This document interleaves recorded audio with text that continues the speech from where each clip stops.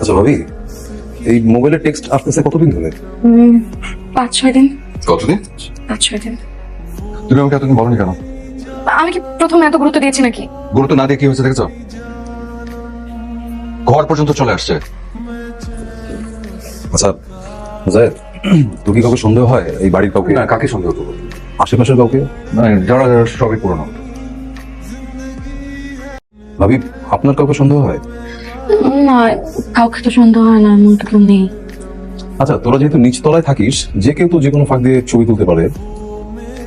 আচ্ছা, ভালো কথা, সিসি ক্যামেরা তো আছে, আমরা সিসি ক্যামেরা ফুটেজ চেক করলে তো পেয়ে যাবো। না তো ওই সিসি ক্যামেরা নষ্ট হয়ে গেছিল, পরে ঠিক করবো করে আর সিসি ক্যামেরা ঠিকও করা হয়নি।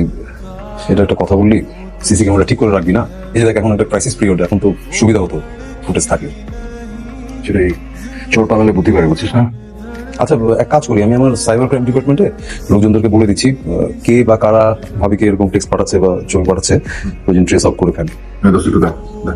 অসুবিধা নেই। আর ভাবি, আপনার কাছে একটা রিকোয়েস্ট আছে, আপনি কাইন্ডলি কিছুদিন মানে ফেসবুকে বা সোশ্যাল মিডিয়ায় আপনি কি করছেন না করছেন, কোনো ছবি পোস্ট করা বা রিলস দেওয়া, চেক ইন দেওয়া, এগুলি করেন না। হ্যাঁ, আমি তো ফেসবুক অ্যাকাউন্টে ডিঅ্যাক্টিভেট করে রেখেছি। এখন ফেসবুক অ্যাকাউন্ট ঠিক করে রেখেছি। ডিঅ্যাক্টিভেট করে রাখা তো কোনো সমাধান নয় আসলে। সেটাই। আচ্ছা ঠিক আছে, আপনি আপাতত রেখেছেন, রাখেন, আপনি কোনো চিন্তা করবেন না, আমরা তো আছি, নো ওয়ারিজ। আর আমি সবসময় জায়দের সাথে কানেক্টেড থাকবো, অসুবিধা নেই। তারপর একটু সিকিউরিটি পারপাসের জন্য আপনি রাতের বেলা ঘুমানোর আগে একটু জানলা দরজা কাইন্ডলি। হ্যাঁ, দরজা সব বন্ধ করা, দেখেন এই যে সব একদম আটকে রাখছে ঠিকঠাক মতো যাতে। ঠিক আছে, আজকে তাহলে আমি চলি রে। খাওয়া দাওয়া করে যা। আচ্ছা না, আরেকদিন আসবো। আর ভাবি, আপনি চিন্তা করবেন না, আমরা তো আছি, আমি ওর সাথে কানেক্টেড থাকবো, অসুবিধা নেই। চলি। চল আগে দিচ্ছি। এই, তুমি কই